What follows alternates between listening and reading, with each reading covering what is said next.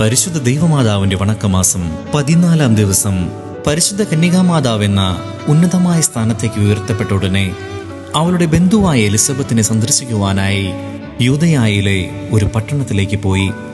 സുദീർഘമായ യാത്ര കഴിച്ച് പരിശുദ്ധ കന്യക എലിസബത്തിന്റെ ഭവനത്തിൽ എത്തിച്ചേർന്നു. അവിടെ എത്തിച്ചേർന്ന മേരി എലിസബത്തിന് അഭിവാദ്യമർപ്പിച്ചു. മറിയത്തിന്റെ സ്വസ്തി ശ്രവിച്ച എലിസബത്ത് പരിശുദ്ധാത്മാവിനാൽ സംപ്രീതിയായി തിരിച്ചും അഭിവാദനം ചെയ്തു. നീ സ്ത്രീകളിൽ അനുഗ്രഹിക്കപ്പെട്ടവളാകുന്നു, നിന്റെ ഉദരഫലവും അനുഗ്രഹീതമാവുന്നു. മരിയാംബിക ഉദരസ്ഥിതനായ മിശിഹായെയും സംവഹിച്ചുകൊണ്ടാണ് സേവനത്തിന് പുറപ്പെടുന്നത്. തന്നിമിത്തം മേരിയുടെ അവിടുത്തെ സാന്നിധ്യം തന്നെ അനേകം അത്ഭുതകരമായ പ്രവർത്തനങ്ങൾക്ക് കാരണമായെന്ന് പറയപ്പെടുന്നു.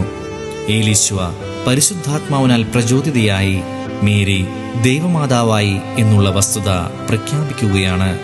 ഉദരസ്ഥിതനായ യോഹന്നാൻ ശുദ്ധീകരിക്കപ്പെടുന്നു. നാമും സേവനത്തിന് പോകുമ്പോൾ ക്രിസ്തുവാഹകരായിരുന്നാൽ നമ്മുടെ പ്രവർത്തനങ്ങൾ കൂടുതൽ ഫലമണിയും. ജപം. പരിശുദ്ധ കന്യകാമറിയമേ, അങ്ങ് അവിടുത്തെ ബന്ധുവായ എലിസബത്തിനെ ശുശ്രൂഷിക്കുവാൻ ഉദരസ്ഥിതനായ മിശിഹായെയും സംവഹിച്ചു കൊണ്ടുപോയല്ലോ. ഞങ്ങൾ അങ്ങേ മാതൃക അനുകരിച്ച് മറ്റുള്ളവർക്ക് സേവനം അർപ്പിക്കുന്നതിനുള്ള അനുഗ്രഹം നൽകണമേ.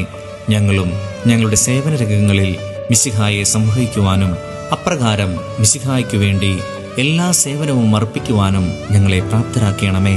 ഞങ്ങളുടെ ജീവിതത്തിലൂടെ ഞങ്ങൾ മിശിഹായ്ക്ക് സാക്ഷ്യം വഹിക്കട്ടെ. ദിവ്യജനനി, അങ്ങ് മിശിഹായുടെ കൂടി സേവനത്തിന് പോയപ്പോൾ അത്ഭുതകരമായ ഫലങ്ങൾ ഉളവായി.